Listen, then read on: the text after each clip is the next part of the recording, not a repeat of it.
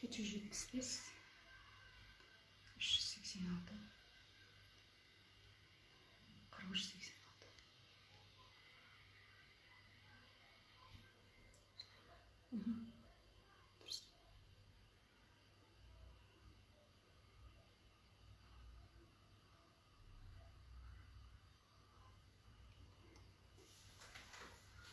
Кеш жарық баршаңызға, қалдарыңыз қалай?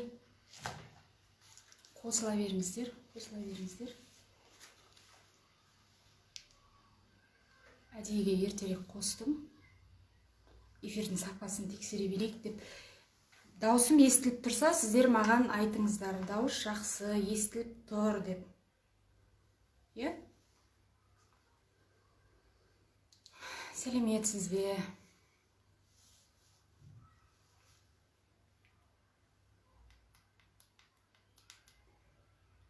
Жарықты қостым, неге?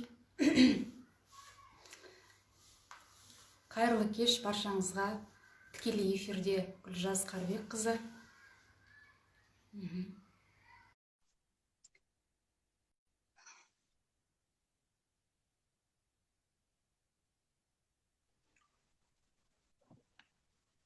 Аға, сәлематсыз ба? Қалыңыз қалай?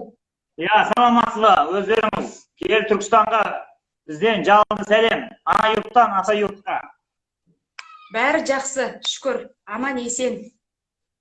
Сол жетпегенде жаппар құлда жан бар ма деп, бүгін ойбай Түркістанның нөмір бірінші дәрігуші, Сара сөз деген нөмір бірінші журналдың сен тұр мен атайын журналисті Гүлжаз шақырып жатыр дегеннен кейін ұялғанымыздан келдік енді. Жақсы аға. Көп рахмет. Шақыртуымды қабыл алып, уақыт бөлгеніңізге көп рахмет айтам сізге. Сізге де рахмет. Елеп ескеріп осындай бір өзіңіздің эфиріңізді құрметтеп шақырғаныңыз үшін сізге де алғыс айтамыз. Аға, осы сіздің қалай ойлайсыз, саңқылдап қиса айтып жүруіңіз, өзіңіз бір кезде Фейсбукта жаздыңыз ғой. Менің ұлым сұраған кезде, көке сіз не жұмыс істейсіз дегенде, мен ойланушымын деп. Ел аралап, ой қуып, логотерапевт болып жүргеніңіз, жарқырап жүруіңіз Айман жеңешемнің арқасы екенін осы жерде бір мойындайсыз ба? Кісілер қосылғанша кішкене қалжыңдап, жақсы нотада бастайық. Енді маған бұл өте ауыр, бұндай признание жасау. Тегенде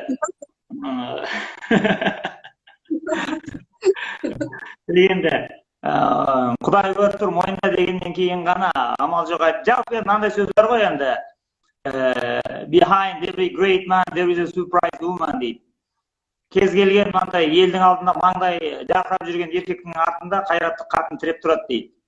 Сондықтан оның елдің бәрі деп, жалпы мынандай бір елге, қоғамға пайда істейтін бір қайырлы бір еркек, бір ер азамат армансыз шұғылданып жүрсе, ол еркектің істеп жатқан жұмысына қарап, оның әйелінің одан екі есе рухани күшті екенін есептеп шығаруға болады.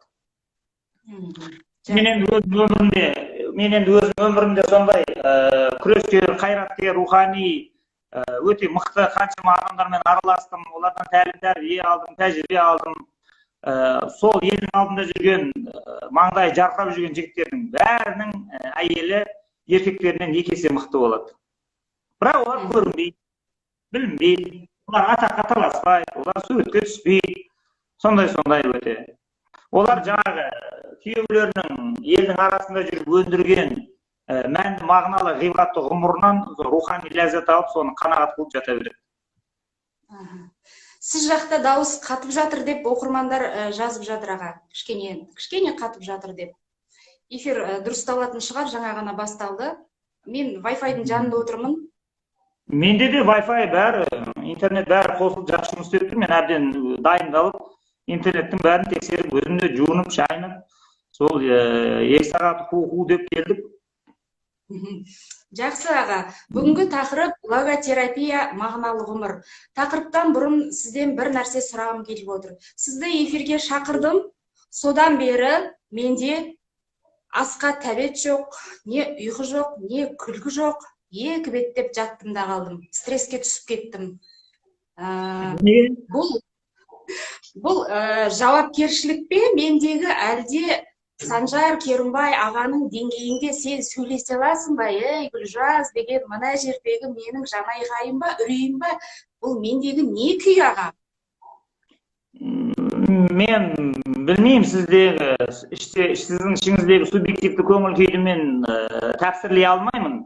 Бірақ сіз мен эфирге шақырғалы, мен де дәл солай жатып қалдым да, тәбетін таппай, мазам қашып. Бірақ біздікі сол жауапкершілік езіп жібереді. Енді елдің бәрін құлақтандырасың, шақырасың, олар келеді афиша бойынша. Соншама келген кезде енді оларды бір құлақтарының құрышы қанатындай, олар бір өмірінде таппай жүрген сұрақтарының жауабын таба алатындай, бола ма, эфир болмай ма деген сияқты жауапкершілік менде әбден жүндей тұтып жүреді. Демек, бірдей күйде екенбіз, е? Иә. Бұл енді оңай зат емес қой, біз екеуміздің жеке басымыздың шаруасын шешіп отырған жоқпыз ғой. Бұл жерде біз елге анонс беріп, афиша таратып, елді шақырғаннан кейін парақшаға, олар келгеннен кейін бұның бір мәні, ғибраты болу керек. Себебі уақыт алтыннан қымбат. Қазір мына жерге қаншама адам келеді дағыны, алтынға сатып аламайтын уақыттарын біздің эфирге арнайды. Сол кезде олар осы біздің эфирге бөлген уақыттарына мәңгі бақи өкінбейтіндей болу керек сапасы. Дауыс нашар болып тұр дейді кішкене. Дауысты мен дауысын шығарып жіберші. Сізде дауысын бір тексеріп қоясыз? Менің дауысым нашар деймін? Дауыс нашар болып, дауыс жақсы ғой дейді. Онда әркімнің өзінің интернетіне байланысты шығар. Дауыс жақсы. Егер менің дауысым нашар болса, Гүлжаз, онда сен де нашар естуің керексің. Естіп тұрсың ба? Мен сізді жақсы естіп тұрмын. Болды, записке солай түссе болды. Қалғандары кейін интернеттер жақсарған жерге бараттағыны қайталап көріп алады. Жақсы аға, онда көп алдынан да өзіңіз айтқандай қадірлі уақытты алмай, тақырыпқа ары қарай кірісіп кетейік. Міне, менің қолымдағы логотерапия кітабымен мен 2017 жылы таныстым. Содан бері міне 3 жыл уақыт өтті. Жалпы осы логотерапияны түсінгенім, қарапайым халықтың тілінде айтайыншы, менің түсінгенім бойынша лого ол рух, болмыс, мән, мағына, терапия емдеу, яғни рухты, болмысты емдеу. Бұның логотерапияның айтатыны кеудеңе құндылықты құя бер, сонда бұл тіршілік болғаннан кейін өмірде түрлі жағдай болмай тұрмайды, қиыншылық кедергі кездеспей тұрмайды, сондан қайсар рухың қашалып, бұзып жарып өтіп кетесің дегенді айтатын секілді. Менің өзім түсінгенім, бәлкім мен теріс түсінгенім. Бұл жерде кішкентай сізде қате бар, түзете кетейін. Логос деген рух емес, логос деген ғайыптан келетін бір сәуле деген сөз, мән, мағына деген сөз. Ал енді оны ғайыптан келетін жаңағы логосты біз енді қазақша хикмет деп алдық қой. Сол хикмет келген кезінде, сол хикметті жерде қағып алатын адамның бойындағы болмысты ноос дейді, ноологика дейді. Яғни адам болмысында ноос, ақыл, рух, парасат, ар-ұят бар деп айтады. Енді осы адамның бойында тұрған ноос, жаңағы ақыл, рух, бір ғана human being дейді адамның болмысы. Соған ғайыптан келіп жаңағы сәуле ұрған кезде сол логосты ноос қағылады да екеуі бірігіп, содан кейін барып жаңағы болмыстың бірлігіне айналады. Яғни күллі ғалам бір болып қалады дегені ғой. Осы жерден ғана түсетіп енгізіп жатырмын. Жалпы сонда яғни сонда енді терапия деген кезде 21 ғасырдың адамдары, әсіресе Қазақстанда бізді қазір көріп отырған сіздің аудиторияңыз, бәріміз 21 ғасырда ішіп жем бар, атақ абырой бар, бәрі бар, 21 ғасырда дамыған елдерде тіптен қатты бар. Соның өзінде адам тыныш ұйықтай алмайды, көңілі бір нәрсеге толмайды, бірақ өзіне не керек екенін өзі білмей қалады. Содан ауырып, мазасы қашып, фрустрация дейді, өмірі бөлшектенеді. Жаңа раздробленность человека, адамның андай шашылып кетуі. Енді соның басын қалай біріктіреміз деген кезде, оны мән, мағына, ғибрат, хикметпен ғана деп айтады. Сондықтан осы жерде мен сөзіңізді үзейінші аға, сөзіңізді үзейін. Кешірім сұраймын әрине. Жаңа мен айттым, құндылық кеудеңе құя бер дейтін сияқты деп. Бірақ құндылық деген не? Құндылықтардың орнын ауыстырып алған жоқпыз ба? Осы бір Инстаграм желісінің өзінде көшіп жүрміз бірден бірге. Курстан курсқа, марафоннан марафонға, тренингтен тренингке деген сияқты бір дүрбелең жүрген халық қарасаңыз. Бірақ жүрек көзі ашылған, жүрегіне тыныштық орнаған ешкімді онша байқамаймын өзімнің аудиториямнан да, айналамдан да. Сонда біз қай жерден қателесіп жатырмыз? Құндылықтардың орнын ауыстырып алған жоқпыз ба? Құндылық деген жалпы не? Жақсы, енді бұл жерде сіздің, бұл жерде жаңағы логотерапияның Франклин болсын, оған дейінгі ғұлама әулие әмбиелердің айтып кеткен бәрінің бір нәрсесі имманентті дейді. Имманентті деген адамның өзінің денесінің ішінде айналатын деген сөз. Осы әлемнің ішінде. Ал трансцендентті дейді. Трансцендентті деген о дүние деген сөз ғой енді, былай енді дөрекі де айтсаң. Енді оны о дүние дегенді бізде бір жаман мағынада ғой негізінде бір о дүниеге барғаннан кейін көресің деген сияқты. Сондықтан оған ғылыми сипат беру үшін оны ғайып әлем деп айтады. Әртүрлі атады, тәңірлік әлем десеңіз де болады, онтологиялық әлем деп айтады, трансцендентті әлем деп айтады. Яғни бұл жердегі айтайын деп отырғаны адамның тұтынатын негізі құндылық деп тапқан, оны аутентикалық құндылық дейді. Аутентикалық деген орысша настоящий деген ғой енді, нағыз өзі. Ал ананы не аутентичный дейді, бейаутентикалық. Ол подделка деген сөз. Яғни саған нағыз құндылықтың орнына өтірік жаңағыдай бір Қытайдың бір арзан сапасыз затын салып жүрген сияқты нәрсе. Енді оны қалай білесің деген кезде тұтынатын құндылықтың мәні, мағынасы ғайыптық болу керек. Трансцендентті деп айтады. Яғни сенің тұтынатын нәрсеңнің мен мынаны құндылық деп танимын, мен осыны өзіме сіңіремін деген кезде оның мәні, мағынасы ол ғайыпта, тәңірлік әлемнен келіп тұру керек. Ал егер ол имманентті болатын болса, яғни мен көңіл күйімді реттейді, менің бір сәтке жаңағыдай эмоцияларымды реттеп қояды, бүйтсем ашуым тежейді. Мысалы, мынадан біле берсеңіз болады. Жаңағыдай бейаутентикалық құндылықтар қалай деген сұраққа жауап береді, ал трансцендентті құндылықтар не үшін деген сұраққа жауап береді. Гәп осы жерде ғана. Енді осыны адамдардың шатасқан соншама, мен енді мынандай алыс жердегі ауыл аймақта отырған, ақпаратқа шөлдеп отырған, не болса соны тұтына беруге мәжбүр болып қалған ауылдағы адамдарды айтпай ақ қояйын. Оқыған, шетелге барған, Америкада, Еуропада оқып жүрген, көз ашық деген қыз келіншектер, ер азаматтардың өзі бүйтіп айтады. Мынандай нәрсені үйреніңіздер, жаманлай ойламаңыздар, эмоцияларыңызды былай тежеп ұстаңыздар, осындай нәрселерді айта береді. Яғни, ол не үшін деген сұраққа жауап бере алмайды. Яғни, мынаны алсаң, мынандай болып қаласың, мынаны алсаң, көңіл күйің былай болып қалады, мынаны алсаң, үйге ақша келеді, мынаны бүйтсең, күйеуің саған былай қарап қалады, мынаны бүйтсең, саған жігіттер қарайды. Бәрі осы сенің тұтынып жатқан, мына ұстап жатқан затының бәрі имманентті. Адамның денесінің ішінде айналып жатыр аналар, оның мәні. Соны бұлар айтып жатыр, ана сен тұтынатын нәрсенің, құндылық деп алатын нәрсенің мәні, мағынасы ашып жарған, оны талдаған кезінде оның мәні ғайыпта тұру керек. Оған ар жақтан, басқа дүниядан келіп жату керек. Сол ғой Абайдың айта беретіні. Іштегі кірді шығарсаң, сөйлі хақтың сәулесі. Жүректің көзі ашылса, адамзаттың хикмет кеудесі. Сол, яғни хақтың сәулесі деп отқаныңыз сол жаңағы. Трансцендентті құндылық деп алсаңыз болады соны, хақтың сәулесі дегенде. Сондықтан қазір енді адамдар жаңағы сіз айтып отырған көңіліңіз толмай отырған нәрселердің бәрі ғайыппен ешқандай байланысы жоқ. Я ол тәңірлік әлеммен байланыспайды, не ол пайғамбарлар институтымен байланыспайды, не ол киелі кітаптардың мазмұнымен байланыспайды, не ол алдыңғы өтіп кеткен әулиелерден қалған бір өсиет әңгімемен қабыспайды. Ешқайсымен байланыспайды. Қалай байланыстырады? Ана соңғы кездегі мода болып жүрген әртүрлі латынның сөздерінен, гректің сөздерінен кіргізіп алған сөздерді сыртын бәрін әдемілеп қойған, Енді мен айтсам ыңғайсыз енді оны сонымен айналысып жүрген қыз келіншектер отыр бұл жерде, олар енді бізді кемсітіп жатыр, бізді кекетіп жатыр деп көңіліне келеді. Сондықтан көңіліне келмес үшін мен енді оның атын айтпаймын. Бірақ сондай сыртының бәрін әбден жылтыратып, сырлап, краска жағып, гүл тағып әдемі қылып қойды. Бірақ мәндік тұрғыдан олар ғайыппен ешқандай байланысы жоқ.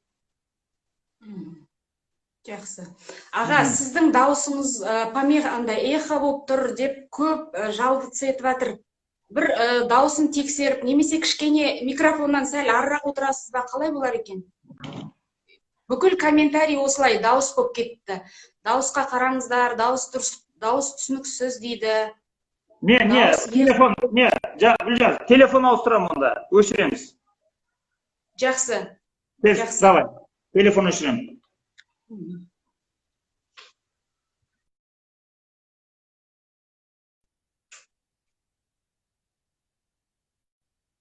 Естіліп тұр, норма дейді, дауыс жақсы дейді. Енді өздеріңіз кешіріңіздер, көбіңіз жазыпсыздар, дауыс өте нашар деп. Сіздерге пайдалы болсын деп, сіздер үшін жасап жатқан сұхбат болғандықтан телефонды ауыстырған дұрыс шығар деп ойладық. Дауыс дұрыс емес дейді. Айттым ғой, оқиды деп менікен дейді. Иә, эфирмен бір мезгілде комментарийді қарап бақылап отыру, ол әрине кішкене ауырлау, қиындау. Жоқ, сізде жақсы дейді. Менде жақсы ма менің дауысым? Аха. Жақсы. Оған тағы да қабылдайын.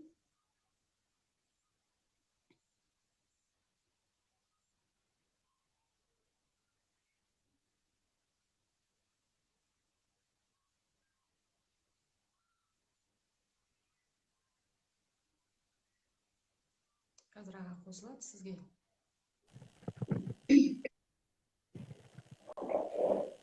Мені естіп тұрсыз ба аға?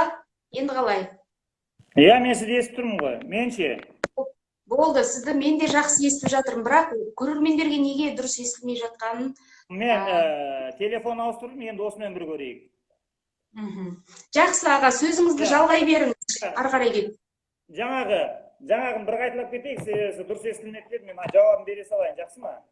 Аха, жақсы. Тағы да қайталап айтамын. Адамдар, біз құндылықты меңгереміз, яғни біз өзіміздің өмірімізге, объективті әлемнен, сыртқы әлемнен, қоршаған әлемнен өзіміздің үйімізге бір мәдени өнімдерді кіргіземіз, бала шағамызға үйретеміз, мынандай құндылықтарды біз өзімізбен бірге өлгенше алып жүреміз деген кезде, оның мәні, мағынасы, оның ішкі мазмұны ғайып әлеммен, тәңірлік әлеммен байланысып жатуы керек. Сіз айтып отырған жаңелдегі соңғы әртүрлі ілім насихатталып жатыр, бірақ адамдардың жүрегі тыныш таба алмай жатыр, өзіне не керек екенін өздері білмейді, сеңдей сапылдысып жүр деп жатқаныңыздың негізгі себебі, олардың елге насихаттап үйретіп жатқан нәрселері не тәңірлік әлеммен байланыспайды, не киелі кітаптармен қабыспайды, не алдыңғы өтіп кеткен әулие әнбиелердің өсиетіменен олар бір мазмұндас емес, не бір нақты өмірден өтіп кеткен тұлғалардың өмір сүрген өрнектеріне сәйкес келмейді, ешқайсымен де олар қабыспайды.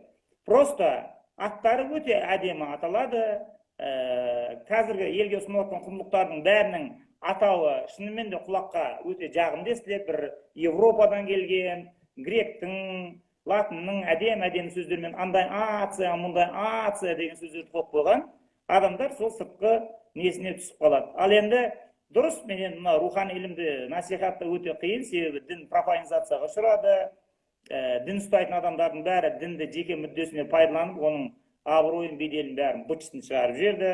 Соған байланысты енді бұлар осындай басқа бір жылтыраққа үйір болып кетті. Бірақ сен жылтыраққа қарай қашсаң да, соқыры дінді ұстансаң да, екеуі де тупиковый вариант.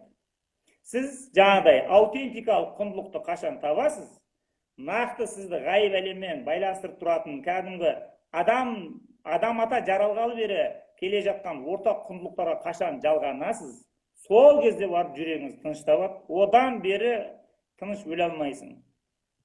Көңілің ала бұртып, бір нәрсе жетпей тұрған адам ұқсап, алақ жұлақ етіп жүрген. Санжар аға, келесі сұрақ.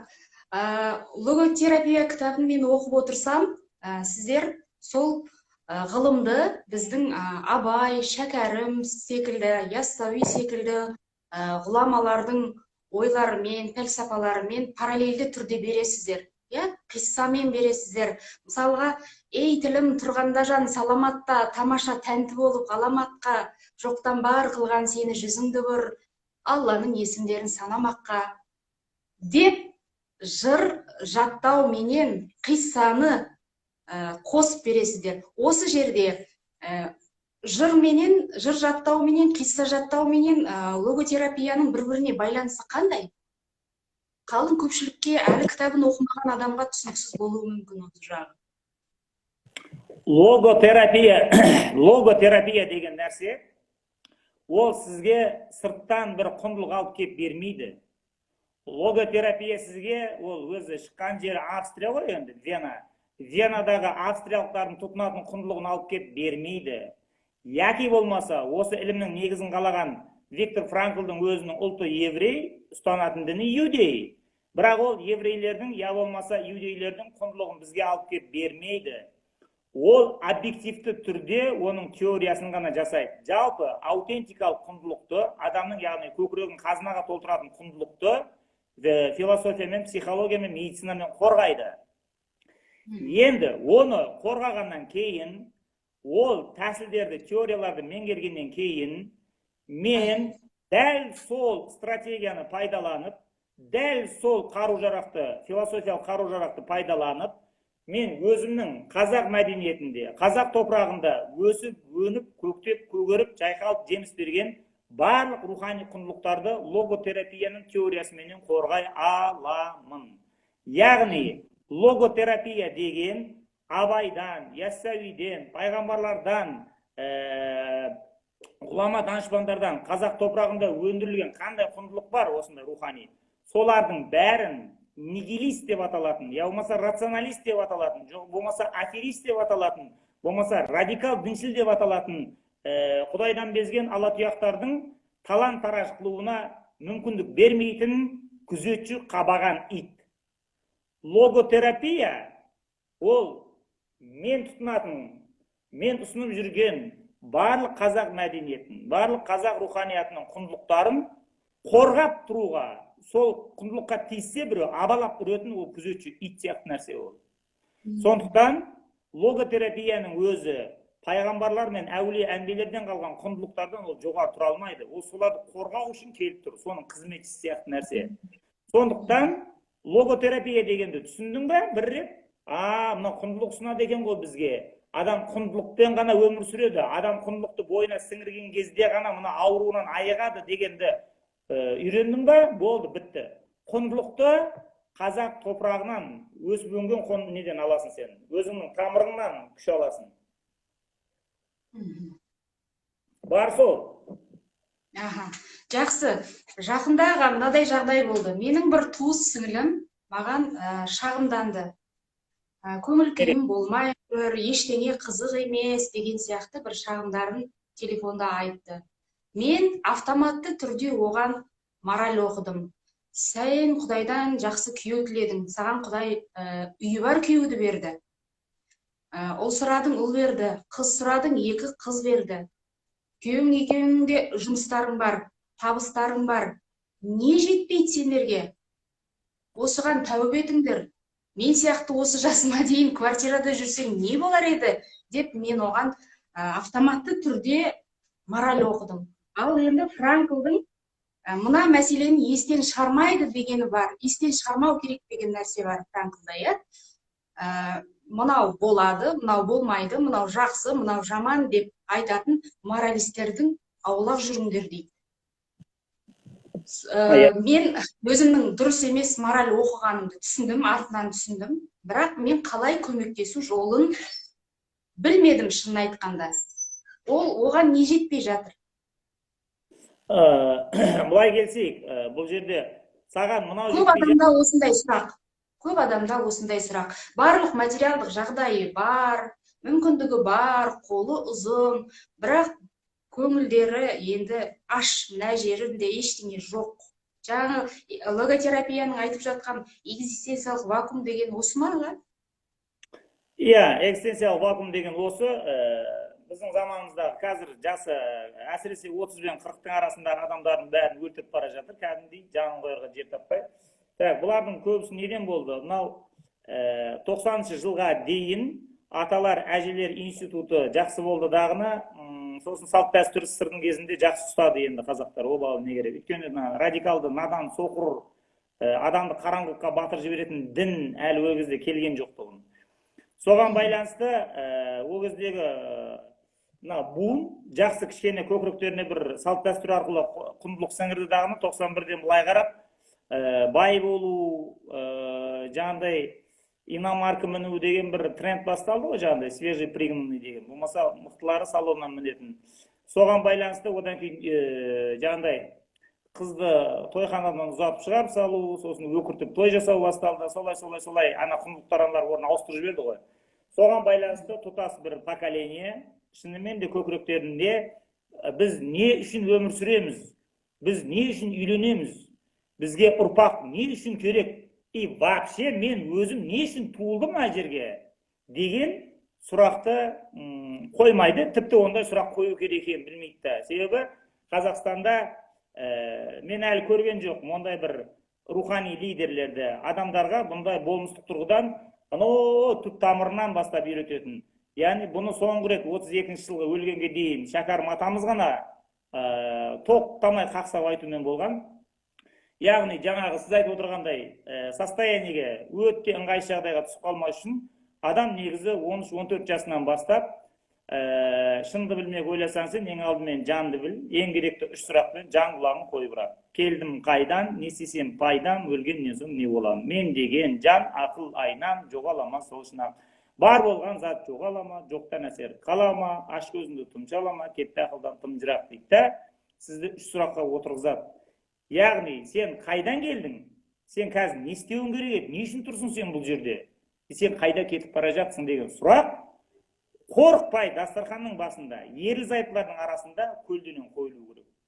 Енді мен осындай кризиске тура сіздікіне жаңағыдай не жетпейтінін мен білмеймін, тіреліп тұрмын деген қаншама отбасымен сөйлестім. Әлі қаншамасы хабарласып жатыр оның. Бәрінде 98%-інде әйелдер көтереді бұл мәселені. Бізге не жетпейді, айтшы көмектесші деп. Енді сен оны бұны бірлесіп шешеді. Себебі семья деген, отбасы деген ол ер мен әйелден тұрады. Ана ерім көмектесу керек, оның мойнында жауапкершілік бар дейін десем, еркектері бұл тақырыпқа жоламайды, қорқады, қашады, әйелдерін мазақтайды. Міне маған кеше ғана 10 әйел звондады. Осы мәселені көтерейін деп күйеуім мені мазақтап, издеваться етіп, күліп, сен сол жүре бер, әркімнің инстаграмда әңгімесін тыңдап, құдайыңа сеніп, құдайың бар болсана пандемияны жібере ма, қаншамадан өлтіріп жатыр, құдайың қайда қарап отыр деп, осы нигилистік көңіл күйге түсіп кеткен, жақындамайды анаған. Енді әйелге бір өзіне ауыр, өте ауыр. Кеше тағы да бір әйел, дәл сол сіздің айтқан адамың сияқты хабарласты, Оралдан біреу, 3 баласы бар, күйеуім мынаны кризистен шығуға ешқандай көмектеспейді, еркектерінің бар айтатыны, ақша тауып беріп жатырмын ба, болды, аузыңды жап. Яғни ақша тауып берсем, менің әйелім бақытты болып кету керек деп ойлайды. Осыны ана неде қазір психология синдром мадам Бавари деп айтатын себебі сол. Яғни күйеуі бүкіл керек жарағын от үйді тауып береді. Айқайламайды, ұрыспайды, бәрін ақшасын беріп отыра береді. Бірақ рухани әңгімеге кірмейді. Яғни трансцендентті құндылықты қалай игереміз деген теманы қойғызбайды. Мазақтайды, күледі, қашады, шегінеді, осылай отыра береді. Соның кезінен түсе береді. Енді мен ол кісіге айттым, енді бала шағаңыз болмаса бар дейді. Үлкені қаншада? 11-де. Мен айттым, опыт келіп қапты. Енді ана әйелге айттым, сен күйеуімді тәрбиелеймін, мен оны бір күнде оятамын, мен оны осылай сүйреп кетемін деп әуре болмай ақ қой дедім. Бүкіл қателік өзің үйренбей жатып, өзің түсінбей жатып, өзіңнің көкірегіңді хикметті, мәнді, мағыналы әңгімеге шылқытып толтырмай жатып, екінші біреуді сүйреймін деген далбасы әңгіме. Ол өзің тартып кетеді. Жалпы біреуді тәрбиелеймін, біреуді адам қыламын деп ойлау жақсы нәрсе емес. Адам өзіне күшін салады, өзін толтырады. Ал қасыңдағы адамдар саған қарап өзгеріп кетіп тартылып жатса, оны сайд эффект дейді. Ол ырықсыз эффект. Яғни сен қаласаң да, қаламасаң да болатын нәрсе. Не істеймін деді жаңағы әйел, тура сіздікіндей. Балдарыңыз аласыз, күніге кешке кәдімгідей 1 сағат, жарты сағат уақыт бөлесіз, әлдиден бастайсыз, бесік жырынан. Бұл негізі бесік жырынан кеткен қателік. Ана менің балам осыма, басында бақыт құсыма, ғайберен 40 жылтен, бөбегімнің досыма, ла илаха иллалла, иллаллада пайда бар, Мұхаммедтің үмбеті, осындай бөбек қайда бар деген, осыны айтудан ол кезінде арланған тұғым. Ол оны бір старомодный, баяғының әжелері айтатын, қазір неше түрлі орысша, ағылшынша нелер бар, жаңағыдай тақпақтар бар. Одан гөрі английский үйрете бермеймін бе деп тілі шығардан шықпастан 1-1-1, little dog run, 2-2-2, cat see you деп отырды. Не болды енді сол? Сол ағылшынның тақпағы саған құндылық болды ма сол?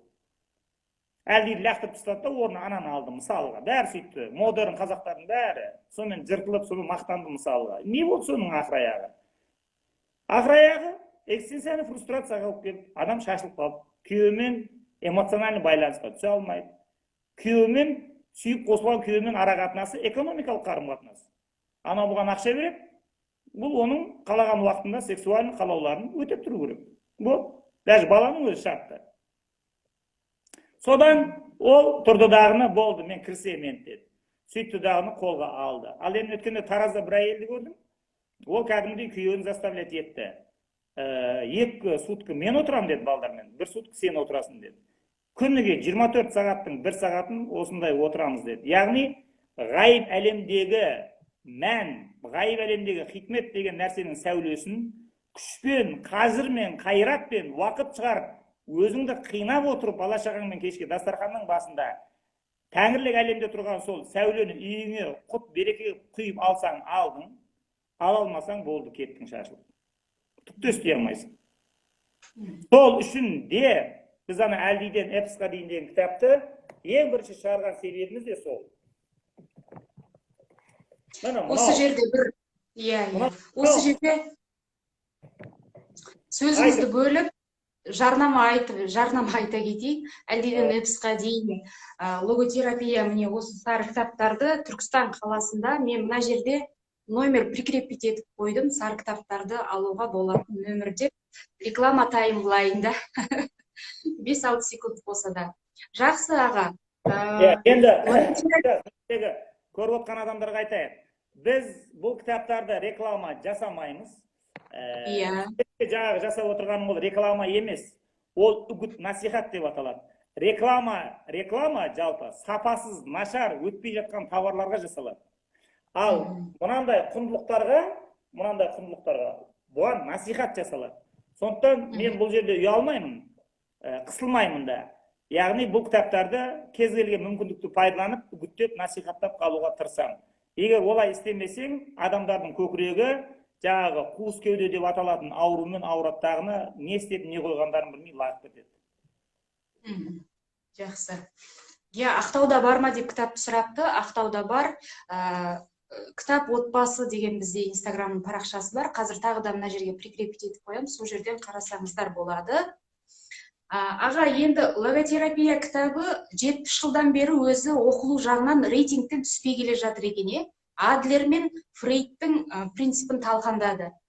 Франкл айтты, адамға зат сияқты қарамаңдар деді.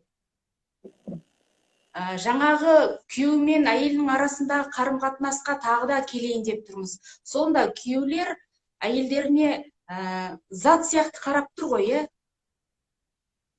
енді оны біз мен қолымда қазір жоқ, сізде бар ма, жоқ па білмеймін. Махаббаттың мәні деген кітап болды ма сізде? Бар менде. Сол махаббаттың мәні деген кітаптың ішінде ол жазылады. Оны отбасындағы редукционизм деп аталады. Отбасындағы редукционизм. Редукционизм деген түсінбей қалуы мүмкін ердегілер. Бұл енді латынның сөзі ғой, reduce деген. Яғни азайту, кемсіту, барынша мынандай кішірейтіп көрсету деген. Енді яғни сенің күйеуің саған бір үлкен жаңағыдай қорғаушың, бір Алла тағала нәсіп қылған бақыт сияқты болып қаралу керек болса, әйеліне де тура солай болу керек. Әйеліне де үлкен бір құрметпен қарау керек қой негізінде, сүйіп қосылған жары болғаннан кейін.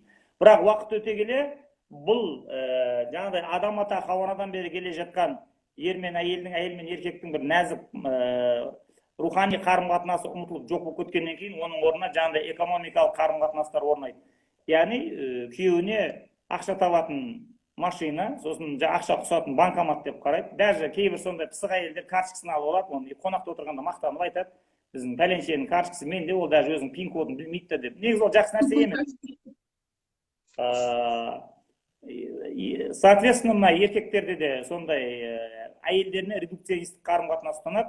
Әйелдерін сабайды, ұрайды, боқтайды, сосын өзінің әйеліне өзі күң сияқты, құл сияқты отношение ұстайды. Маған үйтіп жазып толтырып тастаған, мен жекемді мен көмектесе алмаймын көбіне еркектері. Соны енді даже ең болмаса әйелдері инстаграмдағы осы әңгімелерді тыңдайықшы, бірге отырып мүмкін шығып кетерміз деген соның өзінде ана қорқақ жағы жалған намысқа шатылып қалған надан тар кеуде күйеулері ең болмаса инстаграмды осы әңгімелерді бірге отырып тыңдауға, содан бір нәтиже шығаруға жүректері дауаламай әйелін де тепкілеп тастады, бала-шағаларына психологиялық сондай бір ауру сыйлады, и өздері де еркек ретінде жер бетінен жойылып барады. Жалпы тұқым ретінде, вид ретінде жойылып барады.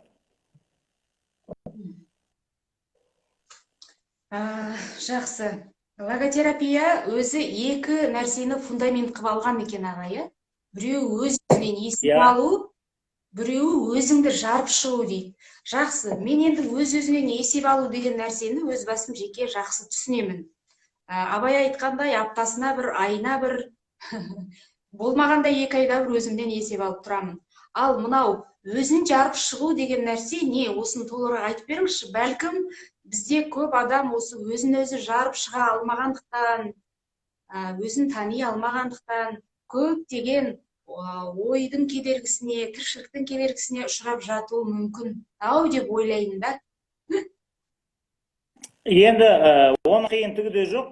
Өзін жарып шығу, жалпы өзінен асу дегенде барлық бала осы жерде отырған кез келген біз тыңдап отырғандардың бәрі кішкентай кезінде ол өте жақсы біледі. Сіз бәріміз кішкентай кезімізде оны self transcendence дейді. Орысша самотрансценденция. Яғни өзін ұмытып, ұмытаттағыны сырттағы оқиғаға араласып кету дегені ғой, енді мынандай ғайып сыртында тұрған. Енді біз кішкентай кезімізде қандай едік? Жеп отырған нанымызды қасымыздағы балдарға бөліп беруші едік. Пәленшенің велосипед қирап қалып десе өзімдікін бере тұратын. Доп ойнап жатса, менің добыммен ойна деп айтатын. Сосын не істейді? Әке шешесі оларды өсе келе ешкімге берме, өзіңді ойла, үйтеуі тоналып қаласың, пәлен пәшін дейді, адамды сыға береді. Сол самотрансценденция дегенде бойдақ кезінде жігіттер жақсы біледі. Үйленгенге дейін бір жора жолдастар бәлен деген жерде машинасы бұзылып қалып кетті десе, үйінде отыра алмайды. Самотрансценденция жасайды. Яғни өзінің бүкіл проблемасын ұмытаттағыны, машинасын шығаттағыны, анау Түркістан мен Шымкенттің ортасында трасса балоны жарылып қалып кеткен жолдасына ұмтылады. Барады, өзінің запасты балонын береді, ауыстырады, сөйді, үйтеді, бүйтеді, жүреді, соны сүйрейді, буксирге салып алып келеді. Енді сол жігіт үйленеді, үйленгеннен кейін де сол жора жолдастарына көмектесіп, самотрансценденция жасағысы келеді. Яғни өзін жарып ұмытып, сырттағы бір ғайыптық мәні бар бір іске ұмтылады. Көбіне сол кезде әйелдер айтады: сен жора жолдастарым дейсің, олар сенің ақ жүрек екенін біліп алған, бірдеңе болса ол ақ жүрегіңді ала жүгіресің, олар соны біліп алып, сен жұмсайды. Сен баласың ба не, өзінің інілері бар ба, ана керек болса жұмсасын солар деп, ананы тұйық система дейді. Ана сыртқа қарай күші, қуаты, ақылы, парасаты сыртқа қарай жарып тұрған адамды ішке қарай жібереді. Күшің тасып баратса, үйде балдармен айналыс деп өтірік, баласымен айналса қалады. Маған қара, менімен сөйлесіп, бәлем бәшін сөйтіп тағыны сығып тағыны ішіне тығып жерген кезде, ананың ішінде жағы, оны монодология дейді. Монодология деген моно, өзімен өзі қап қояды ғой, сырттағы жора жолдастарымен, достарымен байланыса алмай қалады. Бұл енді тұрмыстағы қарапайым көрінісі, трансценденцияның. Ал енді оның рухани түрі, енді өте үлкен түрі. Ол мына аңыздарда келеді, дінде келеді. Хазіреті Мұхаммед алейхиссаламның миғражға шығуы. Сол адамның өзінен өзі шығып кетуі деген сөз. Үйінде отыраттағыны рух рухтың көмегімен сарт етіп шығады. Енді бұны аңыз деп қабылдауға болады. Өте рационалист адамдар бұған сенбейді. Дінге сенетін адамдар қиналмай сене береді деген сияқты ғой. Бірақ мәселе ода емес. Мәселе self-transcendence дегенді түсіндіру үшін ғана айтып жатырмын. Яғни адам ойланған кезде сол 18.000 ғаламды шарлап кете беретіндей күші болу керек. Енді бұған да адам жаттығып, бұны да осыларды оқып, үнемі осындай ой қорытып отырмайтын болса, адамның жаңағыдай ғайыппен байланысатын ойды жем, бәсеке, жаңа машина алып жора жолдастарының ішін күйдіру, әйелдер болса жаңа японский перде алып келіп ішін күйдіру, бала шағаңды сондай спецшколға беріп, олар грамот алған кезде инстаграмға салып туысқандарының ішін күйдіру деген сияқты нәрсеге айналып кетеді енді анау. Негізі адамның ойы солай болып тұру керек. Сыртпен, ғайыппен, 18.000 ғаламмен былай шыр көбелек айналып ату керек. Енді оны адамның дүниеде бар болуы деп те атай береді, being in the world дейді, бытие в мире. Енді философия ауыр болады енді оның. Жалпы шамамен осындай. Біз яғни жас кезімізде ұмтылып тұратын ек қой далада біреуге көмекке. Осы алып ұшып. Кейін не болды енді? Жан жақтан қысты ғой бәрімізді. Ақ жүрек бола берме, сені пайдаланады. Үйтіп жүгіре берме, сені пайдаланады деп. Мақұл деп бәріміз пысық болып, ақылды болып, ешкімге жаңағыдай пайда алдыртпай қойдық қой өзімізден. Пожалуйста, үйінде отыр солай. Вакуумда. Жақсы аға, рахмет сұрағыңызға. Менде тағы да бір сұрақ келіп жатыр маған санама бір. Біз әрдайым эфирлерде көбінесе әйел кісілердің қолдаймыз оларды. Қазір оның үстінде әйелдер жан таласып өзін өзі дамытуға деген сияқты курсы бар, марафон бар, қайтсем адам болам, қайтсем семьямды сақтаймын деп жүгіріп жүр. Соның есебінен біз ер адамдарға көбірек жамандамаймыз, бірақ жауапкершілігі азайғанын айтамыз. Осы жерде кейде мен ойлаймын, кейбір өзіміздің әйел азаматтардың әңгімесіне қарап, жазған жазуына қарап, айтқан бір дүнияуи құндылықтардан асып әңгіме айта алмайтынына қарап, әйелдер де қателікті жіберіп жатыр-ау. Кейбір небір менмін деген ер азаматтарды күйретіп жіберіп жатыр-ау. Әйелдер өзімізде де қателік бар. Сәл тоқтайықшы, тілімізді кішкене тоқтатайықшы деп айтқым келеді аға. Осы жерде бір ер азаматтарды қолдағым келіп тұр да. Енді бұл жерде мен енді әйелдер үйтсін, әйелдер бүйтсін деп мораль оқымаймын. Ал еркектерге қатысты мәселеде мен енді көбіне ішінде айқайдың жаңағыдай ұрыстың, керістің, ажырасуға мен разборға мен алып барам, соны барам, жүрем, көрем. Сол кезде негізінде 90% жағдайда көбіне жігіттердің өзінің қуыс кеуделігінен болады. Жас күндерінде жаңағыдай рухани бір жарақтанбайды, қару жарақ алмайды, көкіректерін толтырмайды. Сосын мына еркек адамда харизма деген болады. Яғни еркек адамның өзі мынандай аз сөйлейтін, аз күлетін, сосын уәдеге беріп, сосын үнемі мынандай көкірегіне мәнді мағыналы әңгіме жинап жүретін еркектерде харизма болады. Мыс дейді ғой, мысы басып тұрады. Ал енді біздің жігіттердің бәрі көбіне жас күнде мына орысша боқтық анекдоттарға, бір жеңіл приколдара, сосын діни әңгіме айтылса, оны да анекдотқа айналдырып, сондай надан діншілдерді түйреп алып, солардың фонында жалпы киелі дінді де мазақтап таптап отыра беретін сондай мінезге шатылып қалады дағыны, өздерінің байқамай қалай қуыс кеуде еркекке айналып кеткенін байқамай қалады.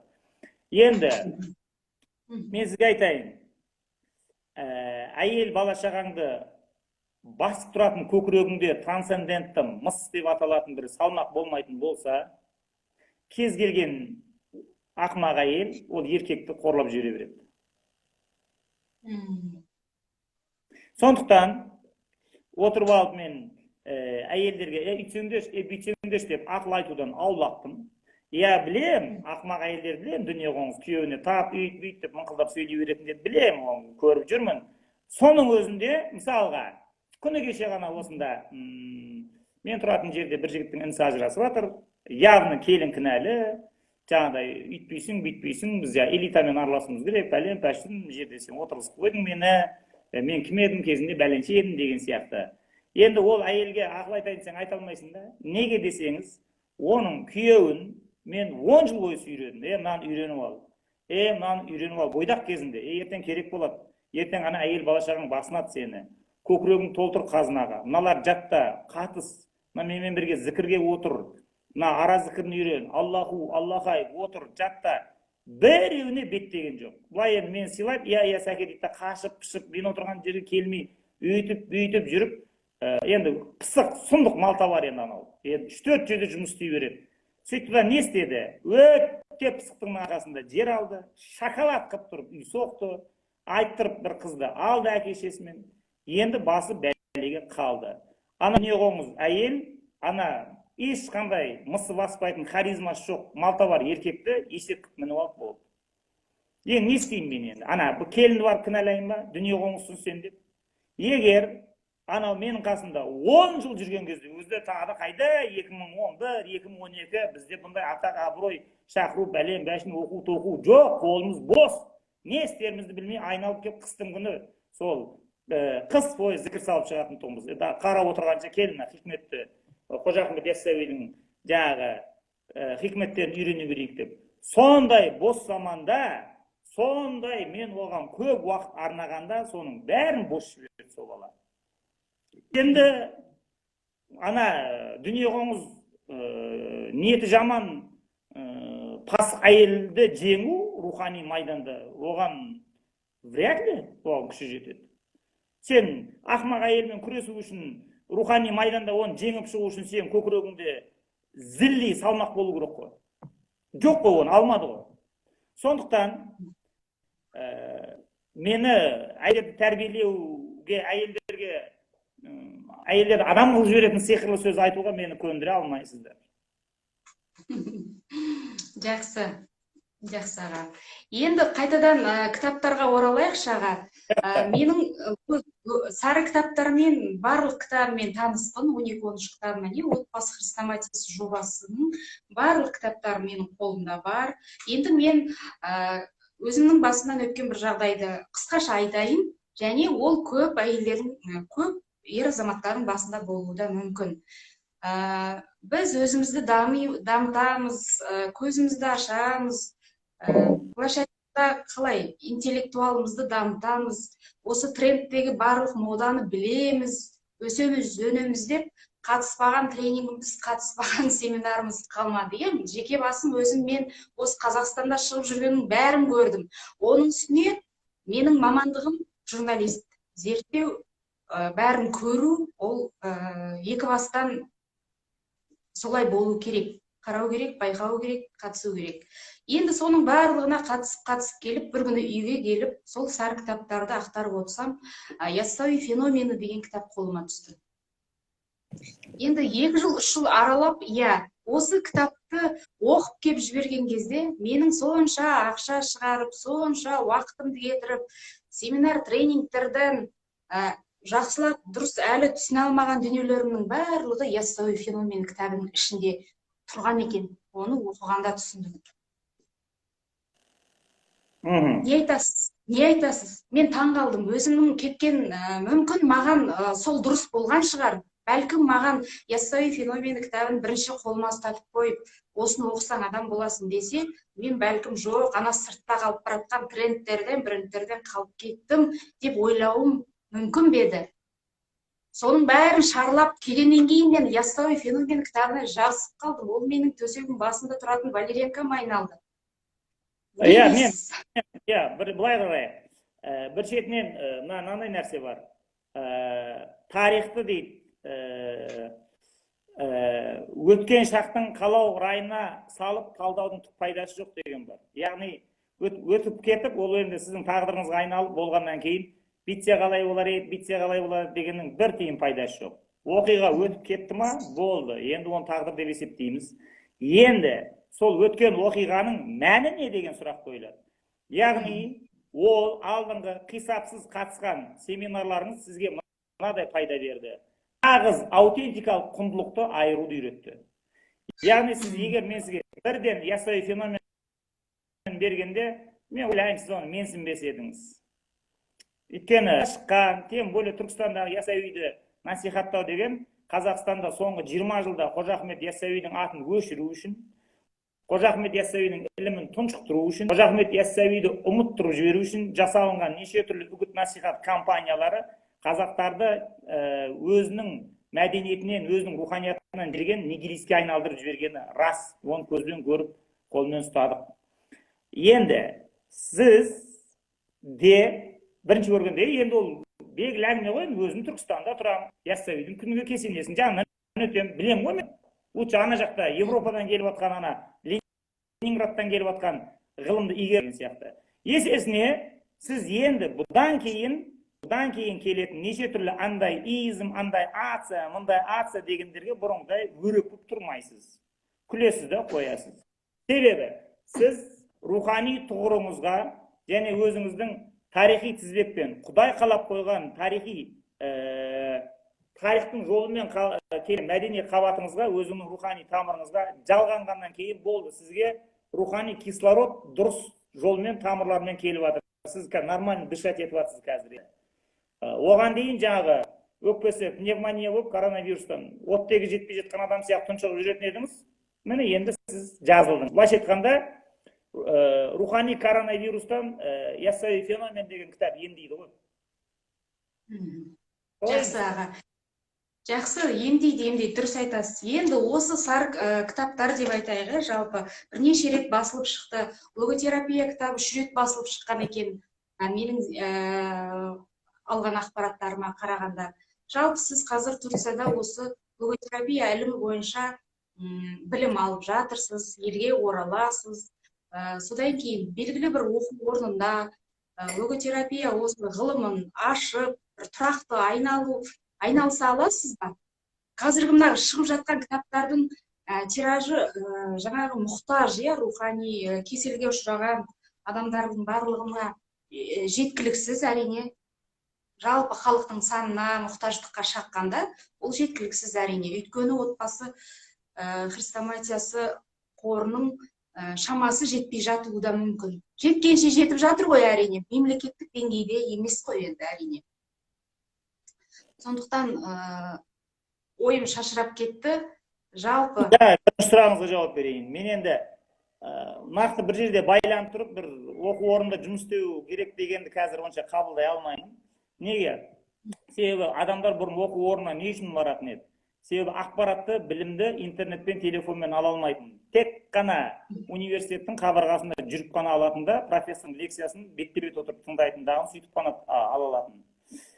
Қазір енді мына Инстаграмның өзі қараңыз, қазір қанша міне 267 телефон қосылып тұр. Телефоннан 3 адам көріп отыр деп есептесек, 600-700 адам бұл логотерапиямен танысып жатыр. Егер 21 ғасыр бізге осындай мүмкіндік сыйлап тұратын болса, онда бір кафедраға барып кірудің қажеті шамалы. Екіншіден, Қазақстанда кез келген бір оқу орнына жұмысқа тұратын болсаң, ұятсыз министерство сені жұмыс істеткізбес үшін миллион түрлі қағазбен үстіне сені көміп тастайды. Содан кейін, азаннан кешке дейін қағаз толтырумен, отчет тапсырумен жүресің. Ал мен неғұрлым тәуелсіз болсам, мен неғұрлым еш жерде жұмыс істесем, мен соғұрлым көбірек қоғамға ақпарат бере аламын. Яғни,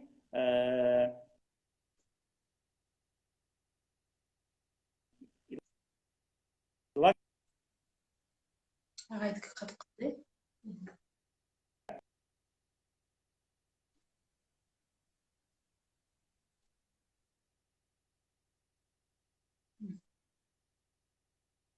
Сіз кішкене қатып қалдыңыз, аға. Қатып қалдыңыз.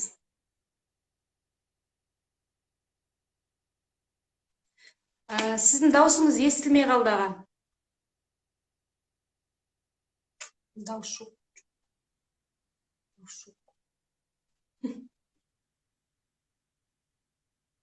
Сағат неше болды? Мен мынаны, аға, өшіріп, қайтадан қосайын. Өшіріп, қайтып қосайын.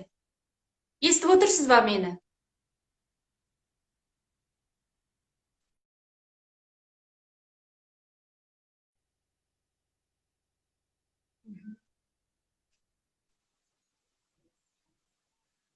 Сағат неше болды? Қазір 7 минут бар, иә? Қазір 5 минутта эфиріміз өзі уақыты келеді. Эфирді әрине сақтаймын. Уақыт болып қапты. Мен қазір эфирді, Санжар аға, мені көріп отырған болсаңыз, эфирді сақтап алайын да, екінші рет қайталап қосылайын. Жақсы. Кетіп қалмаңыздар.